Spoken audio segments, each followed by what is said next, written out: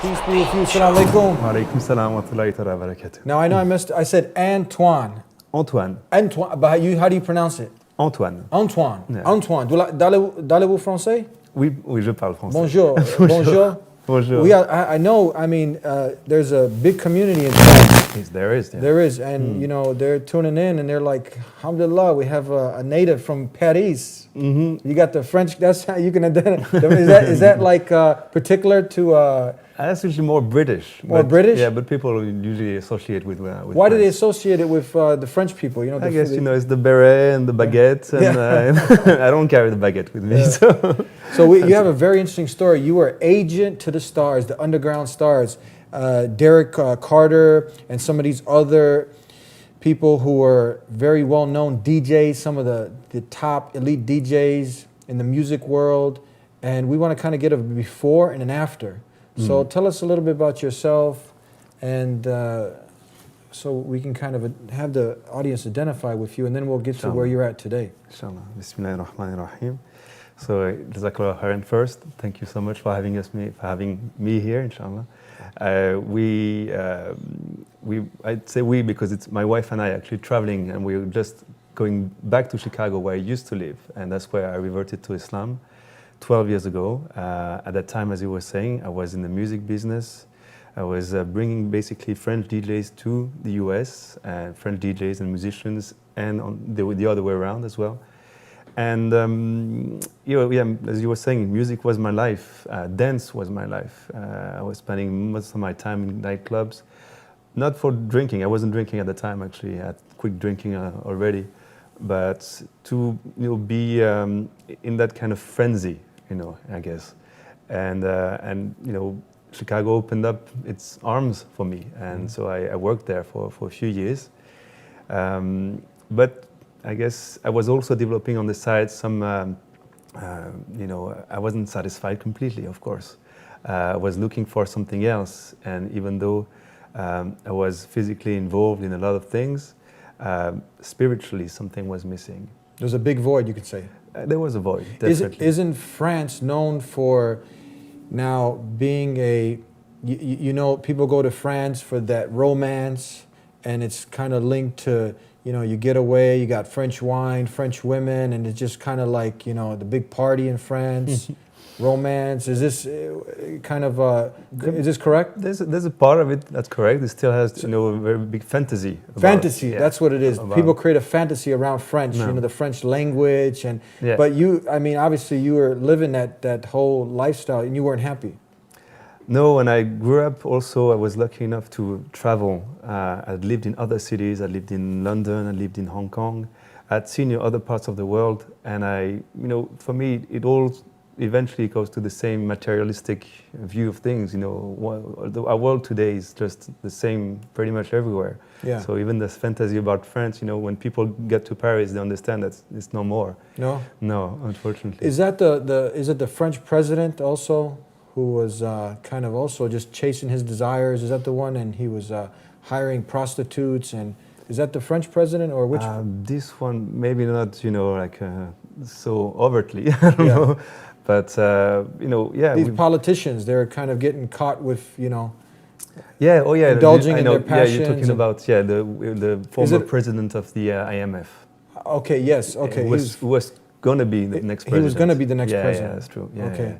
Yeah, astaghfirullah. Yeah, it's crazy, right? So you see people, indulging in their desires. You were, living, numbing their minds with, either drugs or alcohol. Yes, I was in the middle of that. Yeah, you were in the middle of that. I had some clarity because I wasn't taking any drugs or drinking.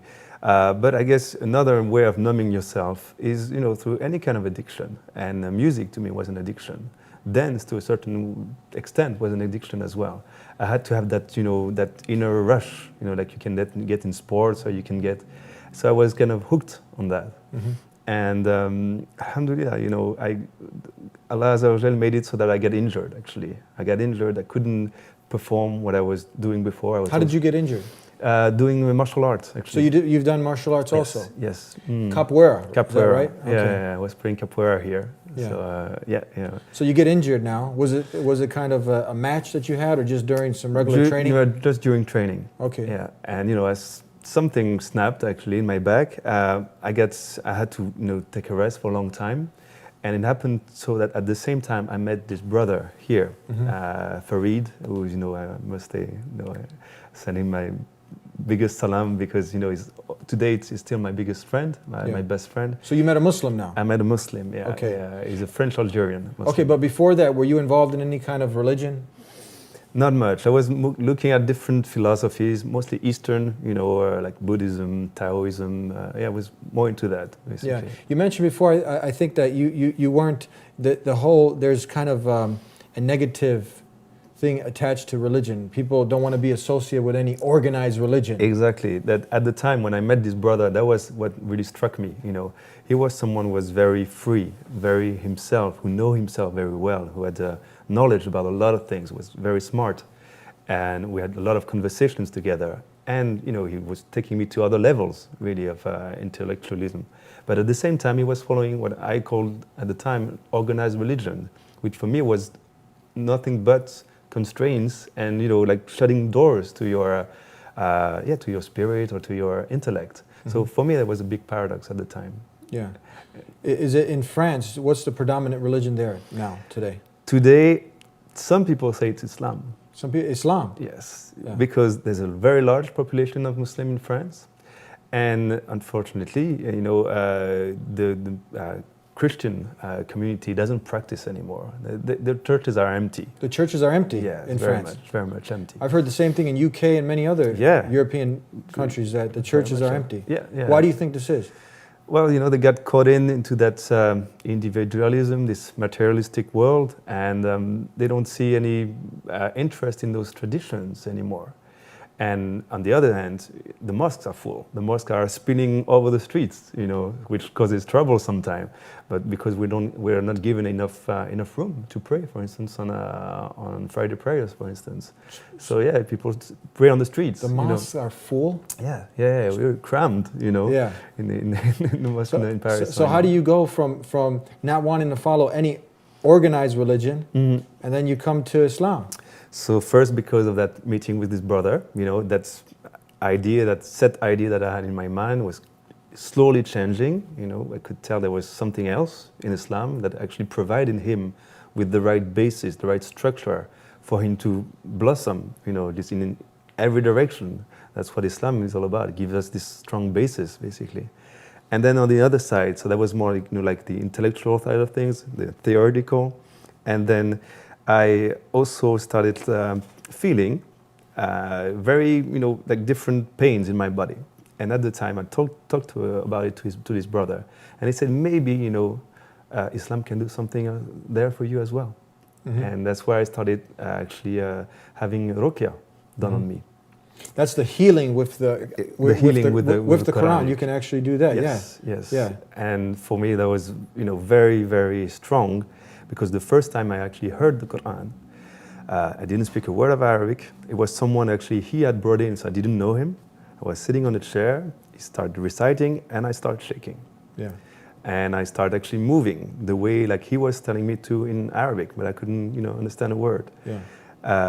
It had a profound effect on me, like physically, emotionally, aesthetically as well. I could feel something in my heart opened up at that time. This, that it was just something very beautiful that was just coming to my heart, that was touching my heart, and from then on I was hooked. I guess I could tell that I needed to go and dig further in that direction. So that has never left me since then, basically. We're going to take a break. Right now, what you can do is actually type in, if you're close to a computer, type in Quran recitation and just listen to these words. Powerful. You might not understand them, but you will feel the effects, definitely. Quran recitation, and you can see if you can identify with what he was talking about. And we'll be right back with more to talk to our brother all the way from Paris. We'll be right back with more here on the Deen Show. It's like, when did you think that you had no purpose? Are you worthless? The value comes from purpose.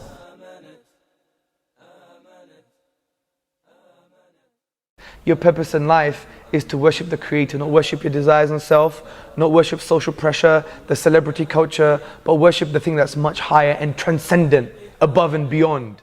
By worshiping God and seeking His pleasure, you get pleased. So you have double pleasure. Back here on the Dean Show with Anthony, and proper pronunciation or proper way to say this name is Antoine. Antoine. Okay. So Antoine, nowadays you see that when we mention religion, people have this distance. They distance themselves from any organized religion. And then you mentioned something about the Quran. It had this effect on you. Yes. Now, many people don't know that Islam really calls you to think, to use your mind. It's a thinking man's way of life. This Quran ponders you to think. The Creator is challenging mankind. If you say that this book is from other than the Creator, find one discrepancy, contradiction. As in the other man-made religions, you will see contradictions, things that don't add up. So people just leave religion altogether. You said that now that the Quran had a profound effect on you, and you went further. Was there mental intelligent stimulation that came after this? That when you looked into it, of course, but I was at the time I wasn't speaking Arabic, so I was going through translation, and I must emphasize here how important it is to learn Arabic. I was actually for a long time I've been struggling with it because of the effect it had on me. It was hard for me to open up a Quran. I could feel its power, I guess, its healing power. So it was very much, like in a room where I would be learning Arabic or listening to Quran, I would have to leave. It would be too much. If people were reciting around me, it had this profound effect on me. So, of course, I could tell, even though that at the time it was only like a physical thing, but I could tell, of course, those were powerful words. yeah. So, and all of this, went further after that to a more of a, like again, I started learning about my deen. I was able to access this theological institute in Paris, and learn about all we know about the Sirah, about life of the Prophet sallallahu alaihi wasallam, about fiqh, about Arabic eventually. And then eventually I get to a point, of course, where you're able to, open up any page of the Quran and learn something that is useful for you in your life today. That has been applied, very practical application and lesson. How did you deal with all the negative stereotypes and the Islamophobia? Many people, they're searching for truth. They want truth, and if truth comes to them, if they can buy it, they would pay for it. You know what I mean? But nowadays, as soon as you say Islam, there's some negative stereotypes, and we know all of this stuff is just false propaganda. That indeed Islam is this way of life from the Creator, submission to the will of the one who made you, your maker, the maker of mankind. The same way of life that Jesus, Moses, and all the messengers of God, they call people to worship this one God. So now, you have people, especially in France, a lot of Islamophobia. Yes. How do you deal with this? How did you deal with this? You're still dealing with it, I'm sure. Yes, of course. We're still very much concerned, although we've left, France a few months ago now. But this is our home. This is my country. This is where I was born. This is where all my family is from. So it's very painful. Just painful to have my religion being portrayed like this. My fellow countrymen having a very negative view for most of them, in my family even. It's hard. It's hard because it's not anymore on an intellectual, level, that dimension where things can be discussed. It's actually hard to discuss. You mentioned God in France, and the door's shut down. So it's very hard to actually have a conversation about God. Yeah, I mean, do you think now if people didn't have this myopic vision, they weren't so narrow-minded, and you can actually get in to talk, because people are, obviously you can see when you start talking about God being a man, that He died, and many of these beliefs, that just don't make sense. Trinity, and you can't figure it out. And I'm sure French people are intelligent people. They're Very thinking much so. people. Very So much. now I think most of this came from man-made religions organized by man. But now, you know, the door is shut, but a lot of people are losing out because I'm sure if they heard about Islam and it's the rational teachings and, you know, the way that Islam is the antidote for many of all of the social ills. Yeah, exactly. Yeah. It's again, as I was saying today, it's hard to challenge this on a like intellectual dimension level. It has to be more for us at first as being, you know, the best examples that we can be. You know, dawah starts with behavior, with how your character is, and we very much emphasize, you know, our life and our behavior to be the best person that we can be. That allows us to have like further, discussion and go deeper into every people, like, you know, kind of lift off a few barriers that people have, you know, a few of those gates that they've been putting in front of them. So that's probably right now in France how it is today, I would say for most people. Yeah. Okay, so now you have all these religions in Islam. Obviously, you're going to get the most trouble practicing it. You know, you're going to get the most resistance. So you have Christianity, you have Buddhism, and a lot of times if you practice these, no one's going to say nothing to you. Just go ahead. So why did you choose Islam? You know, that's what I tell all the reverts, I call them reverts or converts that I meet, you know, how can you choose Islam? Have you looked at the news? Did you know, do you know what Islam is? No, it's just, it goes so far beyond that. You know, I guess, you know, a lot of it cannot be explained. You're just taken on this journey. I'm taken on a journey. I don't control anything here. You know, Allah Azza wa Jal actually, you know, brought me here. I was born and raised in a place in France where there's very little Muslim. I couldn't access any knowledge about Islam. I had to come here in the US, 2001. You know, when people hear that, they say, well, you chose your moment and place, you know. And I had to come here to basically find out about it. So I'm trying the best that I can to, you know, express who I am, first and all. I think that's the most important thing. And Islam is the best tool, by far, you know, and the most perfect and the perfect tool to be who you are on all levels, on all dimensions. And I guess from that on, you know, you can, again, trying to set an example, trying to reach out with that behavior to other people. Of course, not, you know, never evading any kind of confrontation, you know, where both we take part into like interfaith dialogue. We take part on the field, you know, I'm a humanitarian worker, so we do meet a lot of non-Muslims that we go and help. And of course they have questions, and of course they'll talk about Islam. But it's hard to like confront directly today in France. It's different here.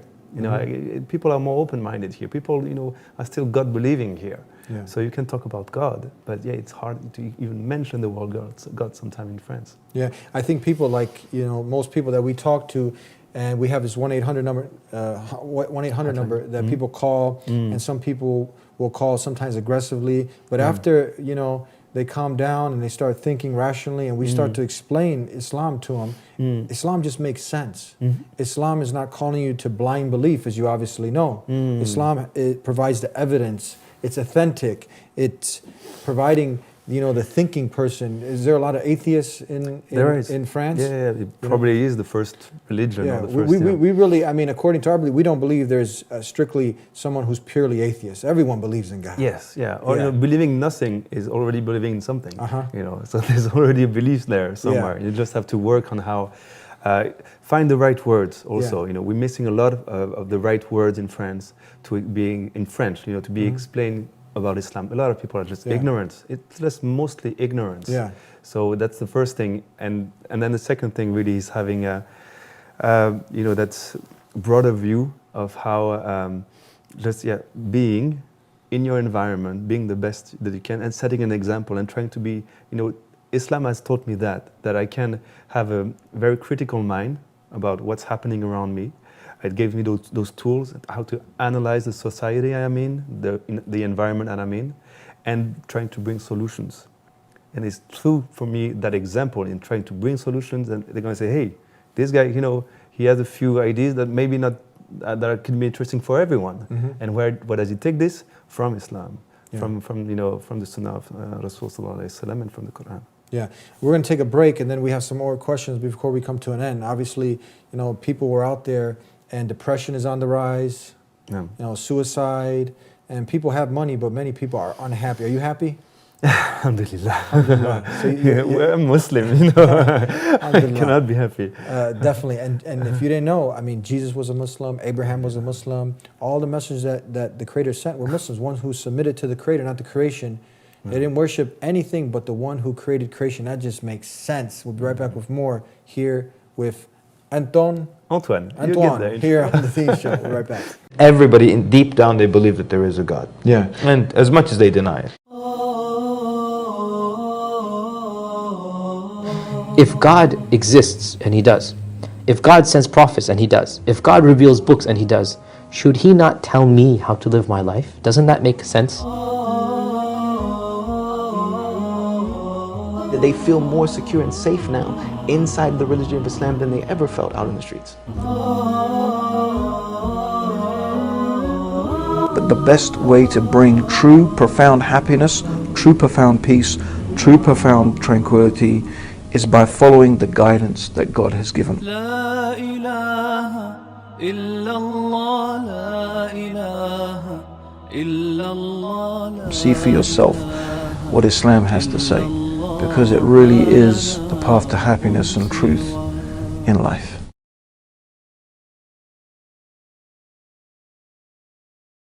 Back here on the Dean Show, before we went to break, I was mentioning some facts, not fiction, that suicide is on the rise. People have technologies on the rise, but depression is also. And people are listening to music, numbing their minds, and when you want to bring up, let's say, the serious topic, what's the purpose of life? Have you thought about this important question? At that time, you had obviously money, agent to the stars, underground stars. You were, indulging in your desires. I mean, there was a point where you're probably not even, this question, if someone asks you purpose of life, it's far from, It was just, thinking about it, right? Enjoying it, I guess. Just enjoying it. Yeah, that would have been it probably. So if someone asks you, look, life is short, just get all you can right now because that's it. It's done. Just, I guess, yeah. What would you say to them? Well, so today, now that you that I that I've a different take on things, life is short. Every breath counts, and every breath today, actually in our cities even it's hard to breathe. This even gets hard today. Everything is done for us not to be able to have that connection, that spiritual connection, whether it is through remembrance, just remembering, and how can we not remember who created all this? Going a little further in our reflection, all this is given to us at any minute. Every breath is given to you. It's a blessing. Every piece of food, every step you take is a blessing in this world. And how can you not be thankful for that, basically? How can you just not, think, okay, all this, people, talk about the energy going through, or, this everlasting thing goes around. But this has a creator too. All this, it has to go back to the creator. You have to go this one step further, higher, to the creator of all things, and be thankful to him, because he's the one who created all this. You cannot be thankful to all this. This is creation. This is not the creator. So that would be probably my that's where it starts, being grateful and thankful. And not being too proud to turn to the one who created you and to thank him for all the breath that you mentioned that we breathe. That's a blessing. If people right now, they can just hold their breath, see how long you can last on your own. You can't. It gives you all this, but we don't even think about this. We are, as we were saying, numbed, but not only by music. We're numbed, in the city life also. We're numbed by TV. We're numbed by all the screens. I haven't had a TV for 10 years, more than 10 years. When I go to someone's place, I'm totally hypnotized by it. So I can tell it's a powerful tool, a very powerful tool. The media, right? And just the screen itself, Screen, because you'll be looking, it's your reptilian brain that goes and see movement and light. That's all it needs. And then it get distracted. That's distraction right there. That's already like starting to worship something else. You're just fascinated by something that's not Allah Azza wa Jal. So for me, that's that our society today has A lot of struggle, a lot of traps. So if someone says, how can you give up music? I mean, people go to sleep to music, Yeah. alarm to music. That's all they think about, making a new CD, put it in the car, blasting it, and just, you don't think about this reality, purpose of life, and going beyond the partying, the playing, and amusement. So what if someone's how can you live without music? I was right there. I was just having music 24-hour day, and I quit like this. From one day to the next. I threw all my records. It was, it wasn't very transitioning, but I had to, make room, basically. So I did, and alhamdulillah, I feel so much better. And that leads me to just other places now, places where silence is important, where you can hear yourself think, just be able to connect with Allah. That's why we're traveling now, actually. Yeah, a lot of people can't do that. They can't bear to be by themselves because of eternal pain kicks in. Yeah. They have to be around people. They have to be in the pub, in the bar, drinking, taking some substance because there's a void and they're filling it with the wrong things. Have you noticed that? Very much so. And I'm trying today to fill it with the right things, basically. That's what we're trying to do. Fill it with what the medicine that the Creator has given us. Yes, it's all around us. It's all around us, and especially in nature. That's my big thing now, is to go the way we're traveling now. So we told you we're on Hajj, actually, my wife and I. We're traveling to next year's Hajj, touring around the world, meeting a lot of mothers, brothers and sisters, and also spending time in those places what they call organic farms, where people there, they're very close to Islam, mashallah, because they have that direct connection with Allah Azza wa Jal, and they're very much there. And I think for us, one of the main solutions is out there, actually, in those places, in that kind of lifestyle, because what's coming today, as far as the economic crisis, as far as the social crisis, everything is coinciding right now. Our iman in the cities is weak. When we go out, it gives a full other meaning, basically, to what we're able to practice, to pray in nature, to have your forehead on the ground and the earth. It's nothing comparable to that. Appreciating, the Creator by looking at His wonderful creation. Exactly. Isn't it? Yeah. And you just get and flabbergasted. All of its, peoples, He created us in different tribes so that we can meet each other. That's what's said in the Quran.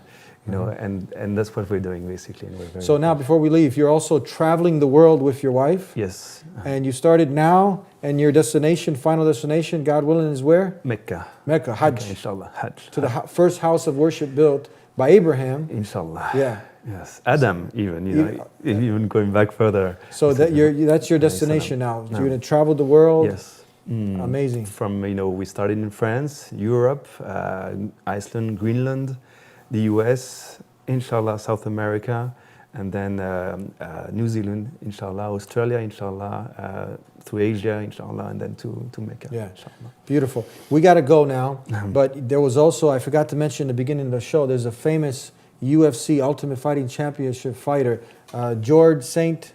Pierre? Yes. Now you guys, you speak the same language. We do. To many of the, you said look, now we've got a lot of people's attention. They're listening, and hopefully we can get someone get it to him. And for all the other French people now, what would you, now that the door is open, what would you encourage them to do? So to In George, French, go ahead. To George, yeah. À George et aux autres que ça peut intéresser, Dieu vous a donné cette chance d'avoir la santé, d'avoir un corps et une énergie qui vous permet de faire toutes ces choses admirables et extraordinaires. Dieu est capable de l'enlever aussi, à tout moment. Cette énergie, elle ne nous appartient pas, elle nous est donnée. Et juste avoir cette humilité, peut-être se rappeler ça, se dire qu'à tout moment ça peut partir et qu'il faut se dépêcher. Il faut se dépêcher de se rappeler et de remercier. C'est tout ce que demande Dieu. Dieu n'a pas besoin de nos prières. C'est Dieu qui nous donne l'occasion de se rappeler de lui, pour nous, uniquement pour nous donner la possibilité d'accéder à un monde encore meilleur, Inch'Allah. Beautiful. God willing, that message gets to him and everyone else that understands the French language. Thank you for being with us here on the Deen Show. Jazakallah khairan. Thank you so much. Thank you. Now, this is a very important topic, that many of us were neglecting. Purpose of life, why we've been created, and we shouldn't have apathy towards this. We should really think about it. And you want to model someone after someone who's successful, someone who's made $1 billion or $1 million. And then you look, okay, how'd they get there? So how did this person that lived from music, that was an agent to the stars, who just engrossed himself in materialism, now he came to this wonderful way of life that's based on reasoning, logic. Let's put aside all of these callow and just senseless arguments that are made by people. Islam, we obviously know, has nothing to do with all these things that are affiliated with it. Get to know it from the source. Meet a Muslim, ask these important questions, and really use your mind that the Creator has given you and weigh it out. It's easy to close the door on this, but open the door up and see what's behind that door. Really get to know this way of life that is from the Creator. It's not an organized religion by man or men, but it's organized by the one who created man and woman and everything in creation, the one who created creation. And I guarantee you, without a doubt, it will bring that peace that you're looking for into your heart.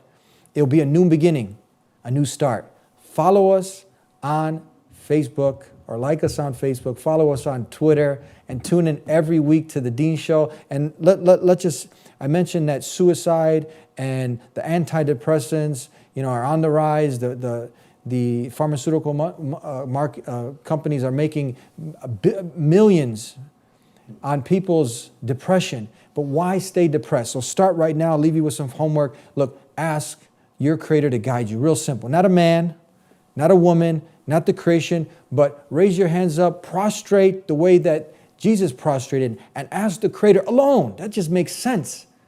What's eternally built inside you is identifying with this. Ask the Creator alone to guide you. Establish a direct connection. Even the stars such as Oprah Winfrey and many of these billionaires, they meditate. They meditate daily. 10 to 20 minutes in the morning, 10 to 20 minutes at night to awaken this spiritual side in them. But you can do something even greater than that. Take time to thank your Creator for all the blessings, for the air that you're breathing right now, and all the countless blessings that you get throughout the day. Too many to enumerate on. So thank Him and ask Him for guidance. Let's start there. Don't let this program end, and after it, you're being hypnotized by the boombox and the TV. Do it right now. And we'll see you next time here on The Dean Show. Until then, peace be with you.